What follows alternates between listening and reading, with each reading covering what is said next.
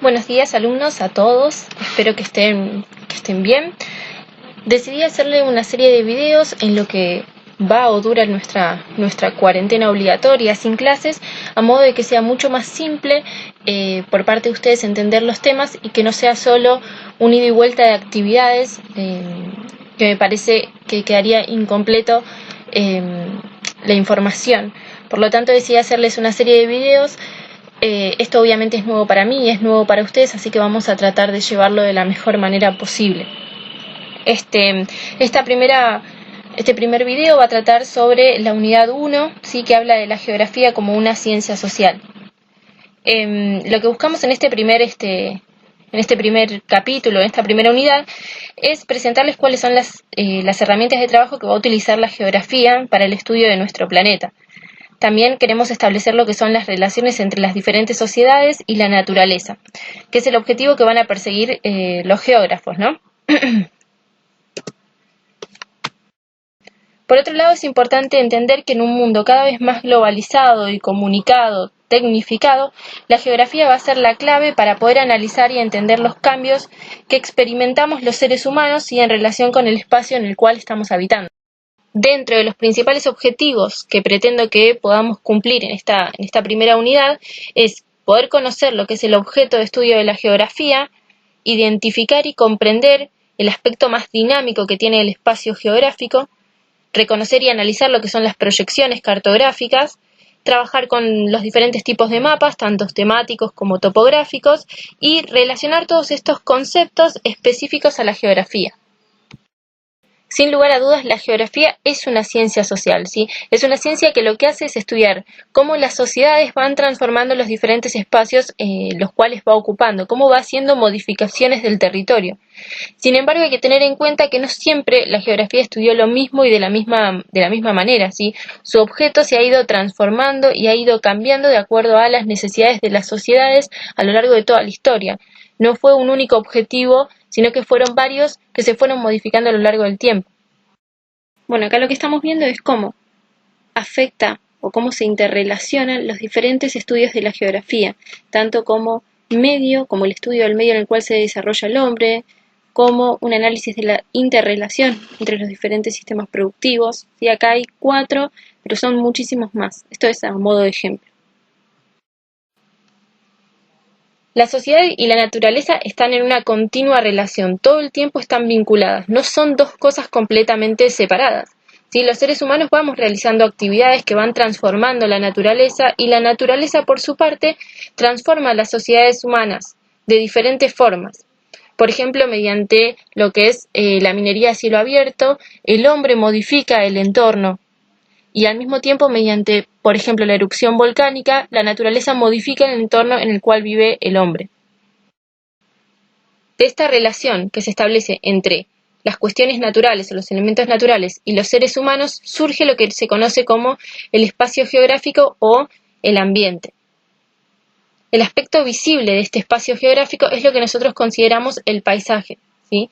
Que por la acción de los seres humanos y de los eventos naturales está en cambio constante, como les enuncié hace un rato, por ejemplo, la erupción de un volcán o la construcción de algún tipo de edificio en una zona natural autóctona. Bueno, en esta imagen lo que vemos es qué es lo que estudia la geografía, ¿sí? Y es una ciencia que trata de la descripción de la Tierra. La geografía moderna, ¿sí? Es una ciencia que lo que hace es estudiar los fenómenos que se desarrollan en la superficie terrestre y las relaciones que tiene el ser humano con esta superficie terrestre. Asimismo, vemos lo que es la clasificación de la geografía moderna entre una geografía física o ambiental, en la que se diferencian lo que es la astronomía, la climatología, hidrología, y la geografía más humana, que tiene que ver con la geografía de la población, social o rural, también industrial y entre otras. Hay una gran clasificación. También aparece en la parte inferior de la imagen lo que son los pioneros de la geografía y vemos lo que es una línea de tiempo y los principales pensadores al respecto, ¿sí? Ahí hay varios, uno de los más importantes van a ser Humboldt, Ritter y Ratzel, que lo que van a hacer es analizar la geografía desde diferentes perspectivas. Por otro lado, vamos a analizar cuáles son las principales fuentes y herramientas que usan los geógrafos. Estos, como obviamente sabemos, utilizan diferentes herramientas para poder procesar la información que se obtiene del territorio. Dentro de las principales herramientas que van a utilizar encontramos lo que son las estadísticas, ¿sí? Que es la información cuantitativa que se relaciona con específicamente con la población y la podemos obtener, como ya sabemos, mediante los censos, las encuestas, entrevistas y demás. Otro tipo de información estadística tiene que ver con la diferente recolección de datos que se da por instrumentos de medición más científicos, como los meteorológicos, ¿sí? Que permiten medir lo que son la cantidad de lluvias y las temperaturas de los diferentes lugares. También otra herramienta importante para la geografía y el estudio de la misma es la información obtenida de la bibliografía de diferentes estudios de autores anteriores, como los que vimos, Ritter, Humboldt y Ratzel y demás. Otra cuestión importante tiene que ver con la observación. Poder observar lo que son los mapas son fundamentales y es necesario para poder realizar vínculos o conexiones con otras temáticas. Por otro lado, otro elemento fundamental tiene que ver con la observación directa del trabajo de campo, ¿sí? Es lo que nosotros llamamos que el geógrafo salga a analizar el entorno y observar las dinámicas y los cambios que se producen en el espacio. Y para poder realizar esto van a ser claves lo que tiene que ver con los avances tecnológicos. Por ejemplo, los sistemas de posicionamiento global, los GPS, que nos van a servir para trabajar con los mapas y con las salidas de campo o el trabajo de campo. Yo acá en pantalla lo que les puse fue estadísticas, algunos sistemas que se utilizan, que son los sistemas de información geográfica, que son las imágenes de la parte superior, las 3 primeras imágenes, que parece medio un chino, pero lo que nos intentan representar son, mediante satélites, las imágenes de la superficie terrestre. ¿Sí? Es a modo de ejemplo para que vean que esos son mapas que se realizan con posicionamiento global, que son los sistemas de información geográfica, conocidos como SIGs. Obviamente, y en relación con lo que les expliqué hace un ratito, las herramientas más utilizadas van a ser los mapas, la cartografía en realidad. En la actualidad la mayoría de los mapas se elaboran usando estos sistemas de información geográfica que son los SIGs y de acuerdo a la información que nos van a ofrecer estos mapas se pueden clasificar dentro de 2 tipos, los mapas topográficos y los mapas temáticos. Son 2 tipos de mapas completamente diferentes que lo que hacen es ofrecernos información diferente. De acuerdo a nuestro objetivo de trabajo vamos a trabajar o con uno o con el otro. Dentro de lo que son los mapas temáticos van a representar la distribución espacial de un tema particular. Por ejemplo, en este caso, y vinculándolo con la cuarentena que estamos viviendo, deben haber visto un montón de mapas que pasan en los noticieros. Por ejemplo, el más común es el planisferio, en donde vemos con círculos rojos la cantidad de infectados que hay por el coronavirus. Ese es un mapa temático, da cuenta de la distribución de un fenómeno sobre el mapa. Bueno, acá lo que les mostraba con un ejemplo, ¿sí? El mapa del planisferio, en donde lo que vemos son la cantidad de casos de infectados por el coronavirus por continente o por países, ¿no? Acá vemos la mayor cantidad en el sector de Asia, Europa, América del Norte y algunos pequeños casos en lo que es América del Sur. Bueno, África es uno de los que menos tiene. Otro ejemplo más general tiene que ver con la distribución de la población en España, puede ser la distribución de la población en cuanto a ingresos, diferentes tipos de trabajo, cualquier cuestión que tenga que ver con la distribución en el espacio de un fenómeno va a ser un mapa temático, de acuerdo a una temática particular. Por otro lado tenemos lo que son los mapas topográficos, ¿sí? Estos van a mostrar las alturas de los relieves y otros accidentes geográficos, como por ejemplo aparecen los ríos, las lagunas, las salinas, relieves montañosos y demás. También algunos elementos construidos por los hombres también aparecen, como por ejemplo algunas represas, puentes, obviamente aparecen los límites internacionales, donde se ubican las principales ciudades. Todas esas cuestiones que tienen que ver más con el relieve se encuentran dentro de los mapas topográficos. Acá les puse una imagen de cuál sería, por ejemplo, hay varios modelos. Este es uno de los mapas topográficos en donde vemos un relieve montañoso que aparece en marrón oscuro, un lago que aparece en celeste, lo que son sectores más llanos. Bueno, todo esto nos da cuenta de las diferentes alturas de los relieves.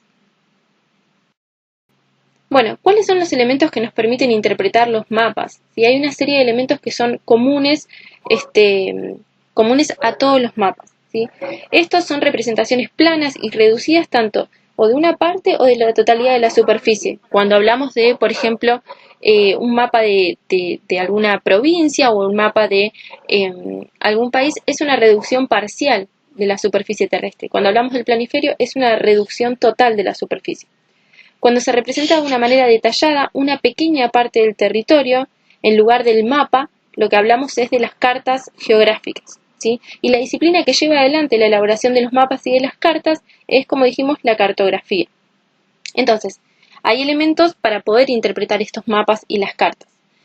Primero tenemos lo que es la orientación, ¿sí? La orientación hace referencia a que todos los mapas van a incluir una rosa de los vientos, con los puntos cardinales, norte, sur, este, oeste, y la flecha siempre indica hacia el norte. Hablamos de lo que es la orientación o la rosa de los vientos. En segundo lugar tenemos lo que son los signos cartográficos o la simbología, ¿sí? En un recuadro, generalmente debajo de un indicador que se suelen llamar referencias, se indica el significado de cada uno de los símbolos cartográficos que van a aparecer en el mapa, para que nosotros podamos, con las referencias, ir a mirar el mapa y poder entenderlo. Después tenemos lo que son las coordenadas geográficas o la proyección, que nos va a indicar el sistema cartográfico que se utilizó para elaborar el mapa. ¿Sí? El planeta, como nosotros ya sabemos, tiene una forma de geoide que tradicionalmente se define teóricamente a la forma del planeta Tierra, caracterizado por un cuerpo casi esférico, pero con un leve achatamiento en los polos. ¿Sí? Es más achatado en los polos, más abultado en lo que es la zona del Ecuador. Por esto es muy difícil representar en un plano sin que haya deformaciones. Los cartógrafos fueron ideando diferentes modos de proyección para que el mapa se ajuste lo más posible a la realidad del planeta sin que haya tantas deformaciones. Pero estos sistemas, sin embargo, a pesar de los muchos esfuerzos que se realizaron, tienen algún grado de distorsión. La proyección que habitualmente se utiliza, principalmente en los mapas escolares y en los mapas en general, es la proyección Mercator. Esta proyección sufre una leve deformación en los sectores más alejados del Ecuador, es decir, en las zonas polares, aparecen representados mucho más grandes los lugares de lo que son en realidad, porque la mayor deformación justamente se da en la zona de los polos.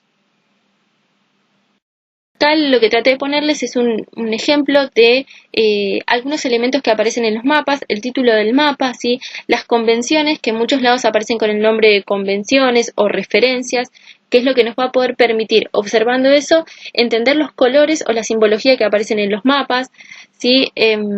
La orientación, que es la rosa de los vientos, que nos indica el norte, y la escala. Y ahora que leo en el mapa la escala, me olvidé de decirles que es uno de los indicadores o uno de los elementos que nos permite identificar los mapas, que eran 4. Sí, habíamos dicho orientación, simbología, proyección, y bueno, nos faltó la escala, que lo que hace es indicar la cantidad de veces que fue reducida la superficie terrestre para poder ser representada en el mapa, ¿sí? La cantidad de veces que se achicó la realidad para poder ponerla en un mapa. Y esta puede ser tanto numérica como gráfica. Eso lo vamos a ver ahora. Bueno, como les comenté, existen dos tipos de escala. La primera es la escala gráfica, que es la que aparece en el margen derecho, y es una recta, ¿sí? Que está dividida en segmentos, en todos segmentos iguales, y cada uno de estos segmentos suele medir alrededor de 1 centímetro. Todas las cifras que aparecen nos están indicando el tamaño real de cada uno de los segmentos, ¿sí? El tamaño real en la superficie. Después tenemos lo que es la escala numérica, que nos indica la proporción de la reducción de los elementos del terreno en el mapa. ¿Cuánto se redujo los elementos del mapa para que puedan aparecer? Aparecen representadas siempre con el número 1, un signo de 2 puntos que se lee en y un número determinado. Por ejemplo, 1 en 20. Acá aparece en el ejemplo 1 en 20 centímetros. Este número indica la cantidad de veces que fue reducido el terreno para poder representarse en el mapa. Por ejemplo, muchos mapas aparecen 1 en 200.000, indica que 200.000 veces se redujo para poder aparecer en el plano. Lo que significa que los elementos de la superficie aparecen representados 200.000 veces más chicos que en el terreno. Acá les puse otra imagen por si en la anterior no llegaban a verlo muy bien. La escala numérica, por ejemplo, 1 en 10.000.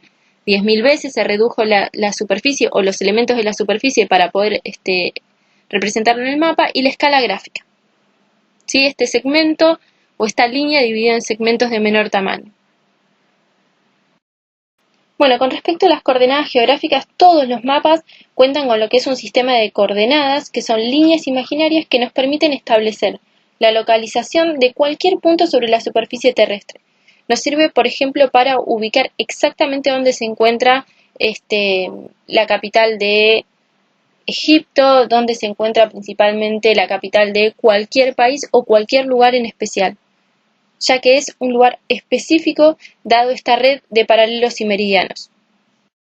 Como el planeta tiene forma de geoide, el sistema de coordenadas está organizado sobre la base de los arcos de circunferencias que atraviesan los mapas en sentido horizontal, que van a ser obviamente los paralelos, y en sentido vertical, que son los meridianos.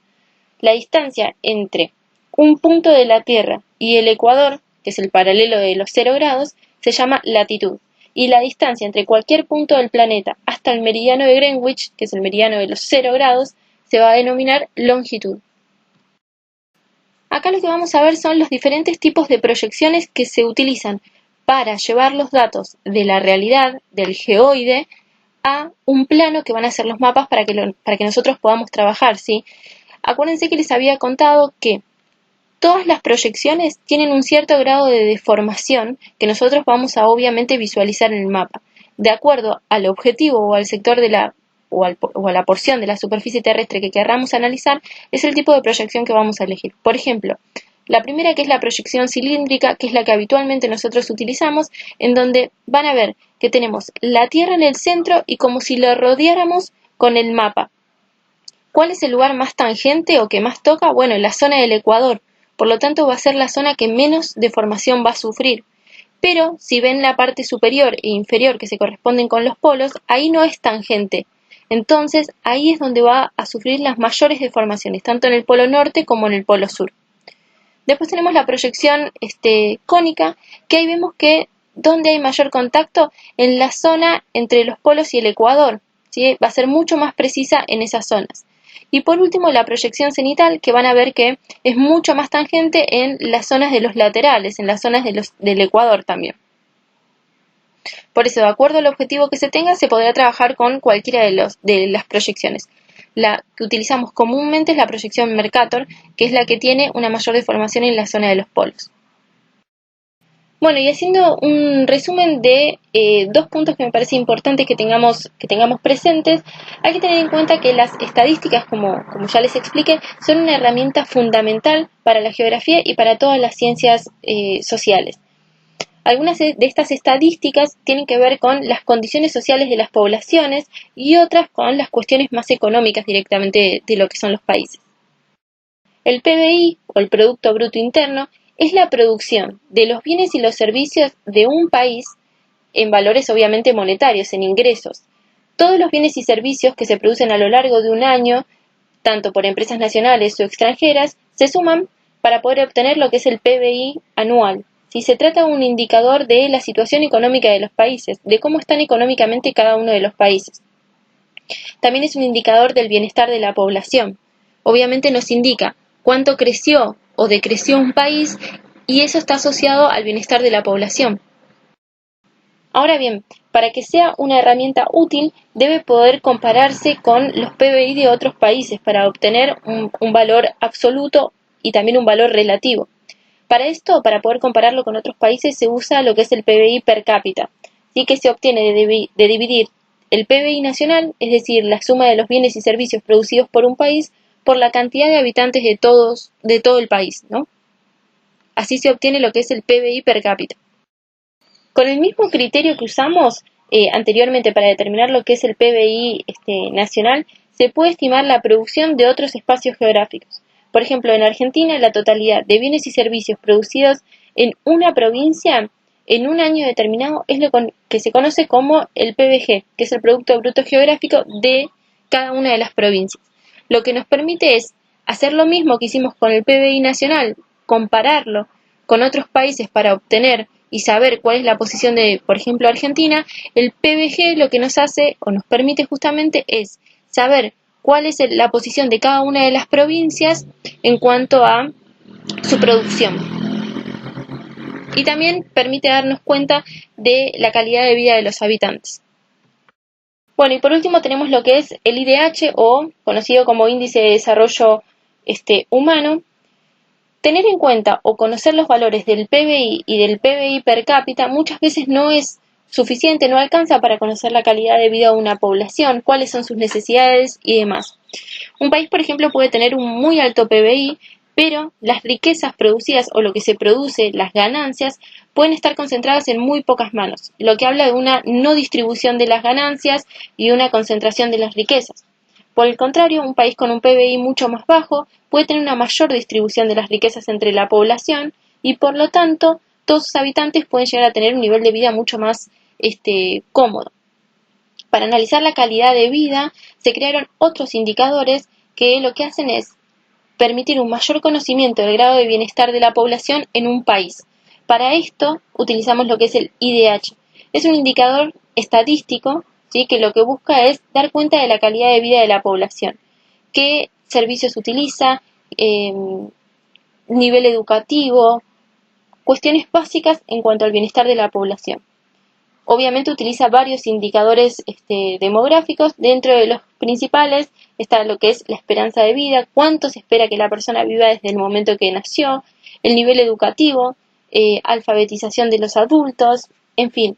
Y también utiliza lo que es el PBI per cápita, que es una de las bases que va a usar para desarrollar el valor general. Bueno, espero que haya sido útil lo que es este repaso o explicación, mejor dicho, ya diríamos explicación de la unidad 1, que les haya sido útil. Repito que esto es nuevo para mí y para ustedes también, así que cualquier sugerencia para mejora es bien recibida. Bueno, con esta explicación más la lectura del libro, ¿sí?, esta explicación no reemplaza que ustedes tengan que leer el libro.